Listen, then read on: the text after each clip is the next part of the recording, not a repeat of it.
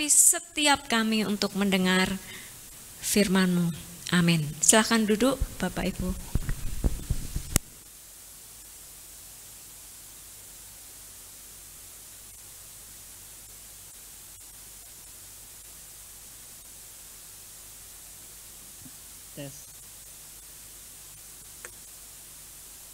Sebelum liburan ada THR, ya, wajah berseri. Setelah liburan sudah healing, wajah berseri juga ya artinya ya. Oke, saya mau sharing tentang ketakutan. Apa Bapak Ibu? Ketakutan. Ya. Di sini siapa yang tidak pernah takut? Ya, kalau pipis malam-malam berani? Ya berani ya. Kalau ditemani, ya kan? Ya. Kalau satu rumah pada temani ya. Nah, kita belajar hari ini tentang ketakutan. Bapak Ibu ya. Di sini siapa yang mau takut? Gak ada toh yang mau takut. Pak Zul, mau takut gak Pak Zul? Nah, kalau Pak Hendro mau takut gak? Gak mau. Kita tidak ada yang mau. Soalnya kenapa Bapak Ibu? Karena sejak semula kita tidak didesain. Kita tidak diciptakan. Kita tidak dibentuk oleh Tuhan untuk takut. Jadi pada saat penciptaan Tuhan tidak menginstal kata takut di dalam manusia. Gak ada. Tapi nyatanya sekarang setelah Adam Hawa jatuh dalam dosa, diusir keluar dari Firdaus sendirian mereka berdua. Mereka tidak ada temannya lagi, merasa tidak ada Tuhan. Disitulah hadir rasa takut. Dan karena dosa masuk ke dalam benih manusia, sehingga manusia juga diwariskan oleh papa mama kita, oleh pendahulu-pendahulu kita rasa takut. Ya. Jadi kita itu tidak diciptakan, tidak didesain dengan adanya rasa takut. Kita didesain, diciptakan serupa dengan gambaran pencipta kita. Nah, saya mau sharing nih. Kita hadir di bumi ini, di dunia ini, dengan realita yang sama, tantangan yang sama. Kemarin ada COVID, kita menghadapi penyakit yang sama. Sekarang ada perang tarif yang akan membuat harga-harga naik. Sebentar lagi kita memiliki masalah yang sama. PHK di mana-mana kita menghadapi masalah yang sama. Harga emas naik luar biasa, dolar naik luar biasa melebihi titik Krismon 98. Mudah untuk keluar rasa takut di dalam diri kita. Padahal Tuhan tidak menciptakan kita dengan rasa takut. Karena apa tadi saya bilang?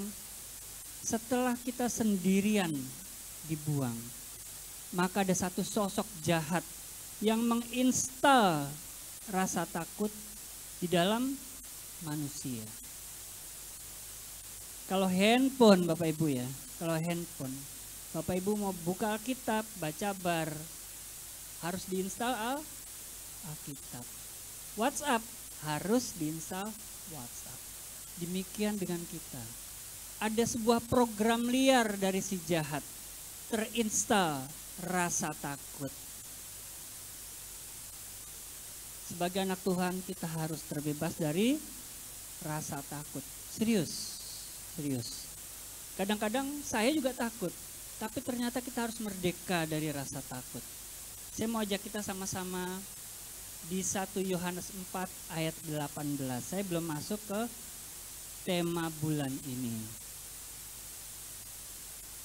Ya, sambil menunggu ayat, saya mau sharing bahwa mulai hari Senin sampai hari Jumat, ya Bapak Ibu ya, kasih tahu teman-teman, saudara, mulai hari Senin sampai Jumat kita puasa raya.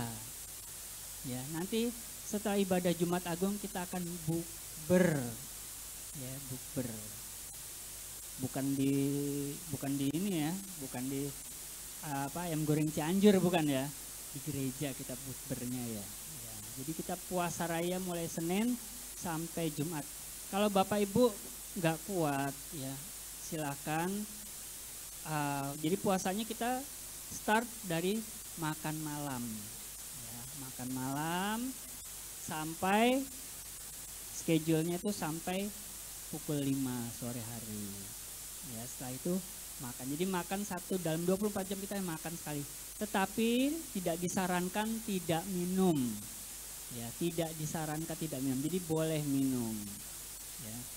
Kalau misalkan saya mau puasa, ya, mau puasa tapi mungkin terganggu kesehatan, silakan tetap puasa. Mungkin saya hanya dari makan malam stop dan stop di breakfast, makan pagi nggak apa-apa, makan siangnya bisa berbuka nggak apa-apa. Apalagi anak-anak nanti kalau bisa tetap diajak puasa. Kalau misalkan wah saya nih ingin kebetulan, saya mau puasa untuk seseorang, berdoa untuk seseorang, berdoalah. Jadi jangan merupakan program diet gereja ya. Ya, kita berpuasa untuk pergumulan kita. Ekonomi boleh berpuasa untuk ekonomi, untuk masa depan, untuk anak-anak, untuk studi mereka. Semuanya silahkan didoakan ya. Tantangan kita sama, masalah kita sama. Tetapi yang menentukan adalah posisi di mana kita berada. Kalau kita posisi hidup dengan standar dunia, jika kita hidup dengan standar dunia, kita akan mengalami ketakutan. Pasti. Apalagi sekarang standar dunia itu banyak ditebar melalui media sosial. Di TikTok, Instagram, YouTube, Facebook, short ya, video-video pendek. Sepertinya wah bagus, indah. Bahkan yang ngomong pendeta-pendeta, tapi banyak yang tidak sehat. Hati-hati Bapak Ibu ya, hati-hati. Posisi bisa sama-sama di bumi. Tetapi kalau kita hidup di dunia dengan filsafat, filosofi, ajaran dunia, pasti ada ketakutan. Terus bagaimana supaya kita tidak takut? 1 Yohanes 4 ayat 18, Pak Hendro, silakan. 1 Yohanes 4 ayat 18. Loh, kok nggak ada videonya Pak Hendro? Oke ya. Di dalam kasih tidak ada ketakutan. Tutup Hendro. Kalau kita hidup di dalam bumi dengan nilai-nilai dunia, pasti ada ketakutan. Kalau kita hidup di dalam kasih, pasti tidak ada ketakutan. Ayat yang tadi Pak Hendro, saya buktikan. Di dalam kasih. Jika Bapak Ibu nggak mau takut, hiduplah di dalam kasih. Karena di dalam kasih tidak ada ketakutan. Kasih yang sempurna justru itu melenyapkan ketakutan. Sebab ketakutan mengandung apa? Hukuman. Loh, kok bisa? Barang siapa takut, ia tidak sempurna dalam kasih. Ketakutan mengandung penghukuman. Itu Pendro. Sekarang Bapak Ibu saya tanya, misalkan Bram. Satu hari Bram demam. Dita megang dahinya Bram. Kira-kira Dita berpikir seperti apa? Bram kenapa? Apa? Demam, betul loh? Demam, itu adalah gejala. Penyakitnya apa? Karena ada virus influenza, betul kan ya? Jadi di dalam tubuhnya Bram, virus influenza itu berkembang biak. Maka itu lahirlah demam. Kalau tadi apa? Penghukuman itu yang dikandung oleh ketakutan. Penyakitnya bukan ketakutan sebetulnya, tapi itu adalah gejala. Orang itu dipersiapkan untuk dihukum. Hanya orang-orang yang terikat rasa takut yang pasti akan menerima hukuman kekal. Bapak Ibu, loh kok bisa ya? Saya mau ajak kita sama-sama baca Wahyu, Pendro, Wahyu 21 ayat 8. Kok nggak ada videonya, Pendro? Ya oke, nggak apa-apa. Tetapi orang-orang apa nih? Penakut. Ada sebuah kelompok orang-orang yang setara nih ngumpul semua di sini nih. Penakut, terus orang-orang yang tidak percaya. Ini mualaf, orang meninggalkan Yesus, yang gak mau percaya Yesus. Maaf kata ya, firman Tuhan yang mengatakan sendiri. Maka itu Bapak Ibu yang punya saudara tidak percaya, belum percaya, selamatkan ya. Terus siapa lagi? Orang-orang keji. Ini orang-orang jahat ini. Jahat ini orang-orang ini. Terus orang-orang pembunuh. Berarti penakut itu sama dengan pembunuh, Bapak Ibu. Setara. Aku nggak pernah membunuh kok. Tapi Bapak Ibu, dia sudah masuk dalam satu kelompok dengan pembunuh. Setara. Orang-orang sundal, pezina, selingkuh, terus apa lagi namanya? LGBT, itu siapa lagi? Dan kawan-kawan masuk senilai dengan orang-orang penakut. Tukang sihir, opo-opo, terus apa? Gendam, terus pelaku apa? Ilmu santet, okultisme, nabi palsu, peramal, ini masuk di sini. Penyembah berhala, pendusta itu juga satu nilai dengan penakut. Wah, aku nggak pernah ngapusi kok. Duh, tapi aku cuma ngapusi kok. Aku nih penakut kok, tapi aku nggak pernah ngapusi. Senilai, setara dengan pendusta, penipu. Bapak Ibu pernah nggak terima WhatsApp atau SMS penipuan? Pernah nggak? Pernah kan? Sebel gak ada SMS penipuan apa telepon penipuan? Sebel kan, mengganggu kan? Itulah penakut, itu juga setara dengan itu. Next lagi, Pak Endo tadi saya baca lagi. Mereka semuanya itu loh, penakut dan lain-lain itu ya, akan mendapat bagian, akan dibayar tunai, akan mendapat haknya. Yang disediakannya itu apa? Di dalam lautan yang menyala-nyala oleh kembang api. Betul gak? Menyala-nyala oleh api dan belerang dalam kematian kedua. Kematian pertama itu di kembang kuning, di keputih. Kematian kedua ini adalah kematian kekal di neraka. Penakut akan masuk dalam penghukuman kekal. Jadi Bapak Ibu kasih tahu temannya, jangan takut. Ya. Wah, mungkin mau ke belakang aja takut.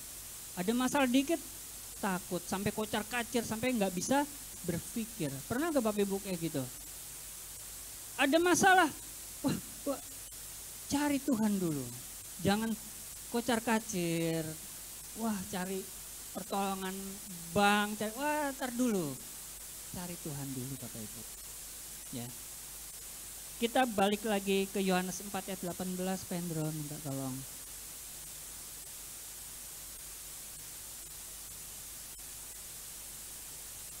Yohanes 1 Yohanes 4 ayat 18. Di dalam kasih tidak ada ketakutan. Kasih yang sempurna melenyapkan ketakutan. Terima kasih Pendro. Kalau Bapak Ibu mau hidup di dalam kasih, Bapak Ibu melenyapkan ketakutan di dalam dirimu sendiri.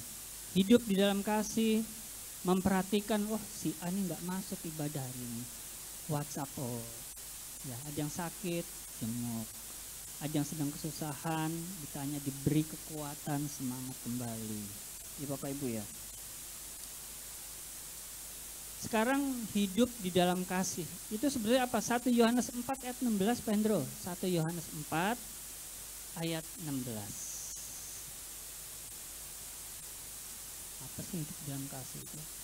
Kita telah mengenal dan telah percaya kepada kasih Allah. Telah terbukti ya.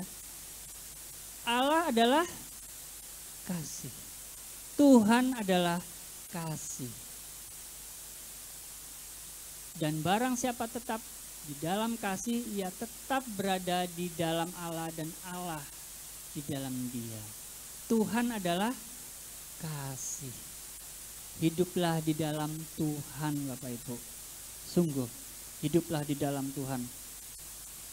Kalau kita berpikir ya, wah nanti aku sakit, diantisipasi dengan ikut asuransi. Betul gak Bapak Ibu? Wah, aku nanti tidak mau pada saat masa tua aku miskin. Ya, mulai sekarang belajar dengan sungguh-sungguh supaya nanti dapat pekerjaan yang baik. Wah, nanti aku pada masa pensiunnya aku gak mau hidup sengsara. Ya, mulai bekerja yang baik, mulai menabung. Jadi apakah itu salah? Itu tidak salah.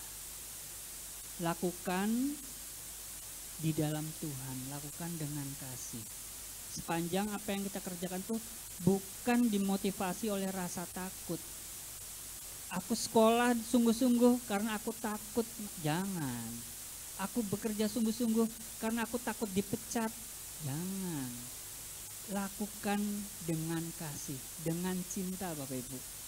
Kalau dengan cinta artinya dengan hati. Orang yang mengerjakan sesuatu dengan hati itu kelihatan. Berbeda dengan orang yang tidak mengerjakan dengan hati Bapak Ibu. Pelayan yang mengerjakan pelayanan dengan hati kelihatan dengan orang yang pelayanan dengan hati, kelihatan. Ada yang dagang, sama-sama dagang, satu dengan hati, satu tidak dengan hati, kelihatan perbedaannya. Saya pernah meriksa kesehatan ke seorang dokter di Surabaya Barat. Ya, saya ke sana. Dokternya namanya sih nama Kristen kayaknya ya. Bapak Ibu tahu nggak? Saya tahu bahwa Bapak dokter ini pasti melayani dengan hati.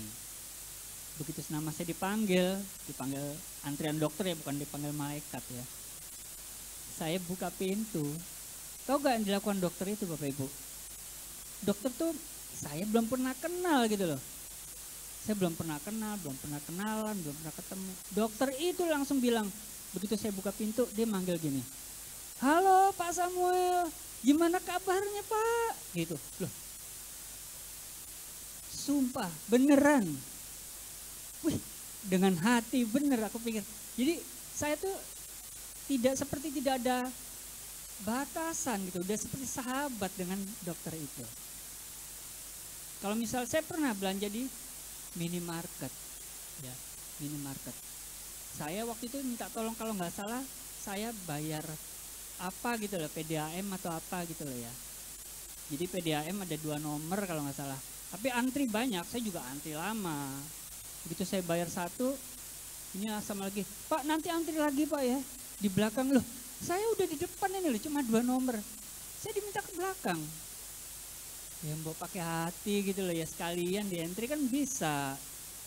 Wah, marilah kita sama-sama melakukan dengan hati. Misalkan Bapak Ibu ada PR pekerjaan rumah. Orang yang bekerja dengan hati, pasti dia mengerjakan tulisannya ya diperbagus, ya kan, dengan cinta. Walaupun mungkin salah dikerjakan, tapi kelihatan pekerjaan dengan hati dan tidak dengan hati.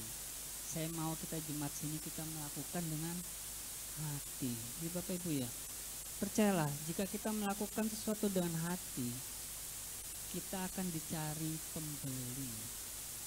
Kita akan dicari bos-bos. Pekerjaan mengejar kita. Bisnis mencari kita.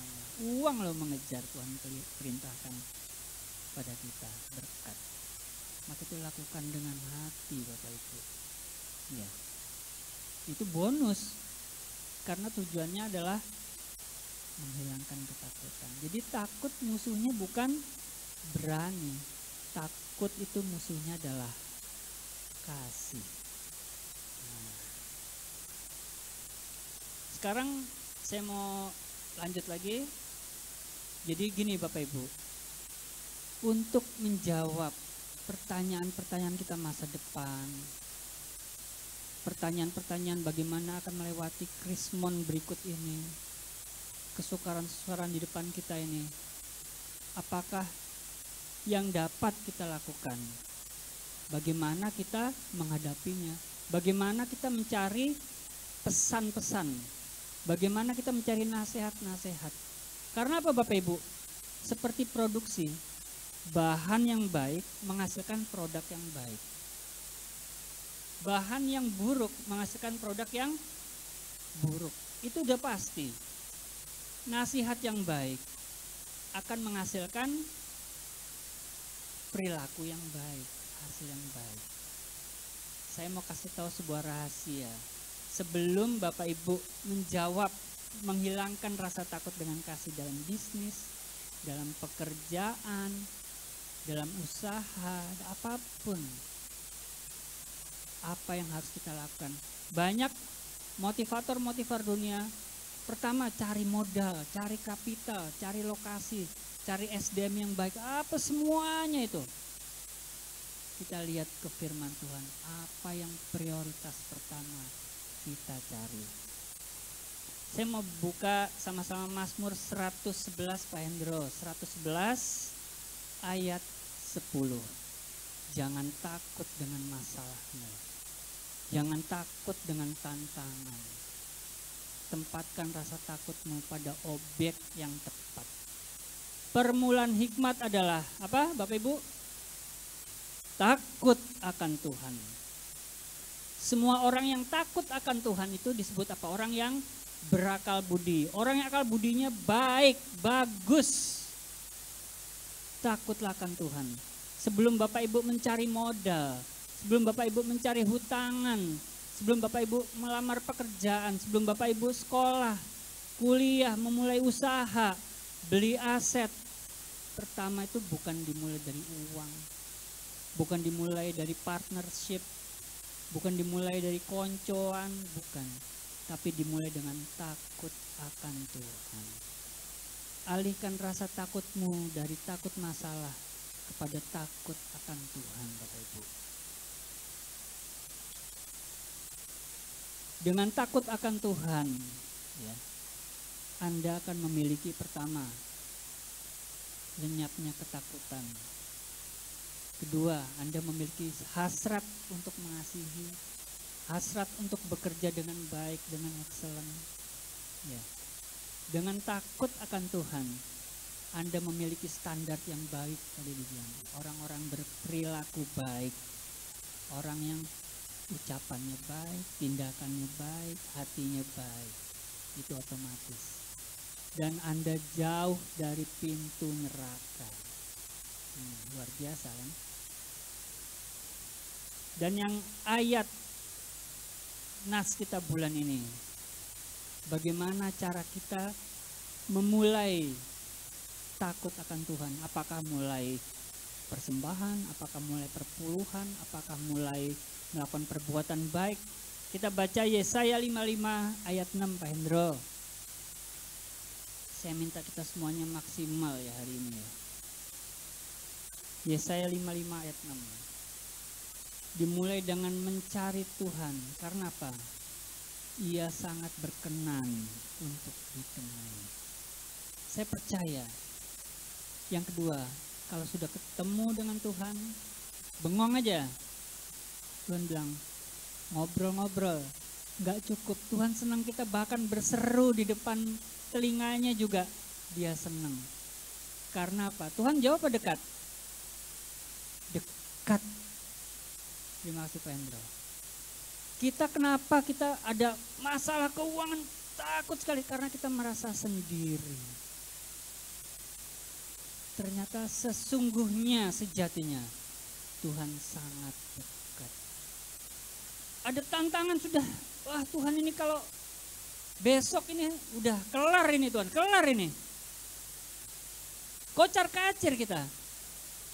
Kita lupa bahwa ternyata Tuhan itu dekat. Karena kita mengambil alih sesuatu yang di luar kendali kita. Kita mau menanggung sesuatu yang di luar kekuatan pundak kita.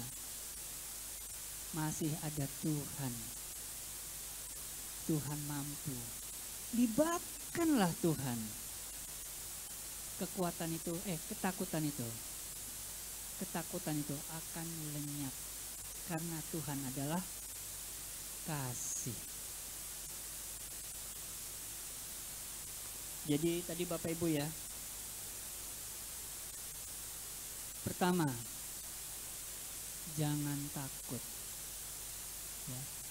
Karena takut itu mengandung hukuman. Ingat ya Bapak Ibu, kalau Bapak Ibu mulai ada rasa takut dalam menghadapi masalah yang membuat hormon bahagia Bapak Ibu turun, mood Bapak Ibu turun, rusak hari-hari, ingat, wah ini adalah gejala aku masuk neraka ini. Ya, jangan Bapak Ibu. Ayat terakhir tadi bilang, cari dan berseru sama Tuhan. Ya. Nomor 2, dengan menghadirkan kasih, kita hidup di dalam kasih, berarti Tuhan hidup di dalam kita dan kita hidup di dalam Tuhan. Dengan cara itu kita akan bisa bekerja dengan istimewa. Bos akan melihat engkau, wah ini kerjanya istimewa, bukan karena kekuatan kita, tapi karena apa? Pribadi kasih itu yang kita libatkan. Lihat, berkat sedang menanti engkau. Kalau engkau mau hidup dengan kasih Allah, berkat itu di pangkuanmu, sudah ada di pangkuanmu. Amin.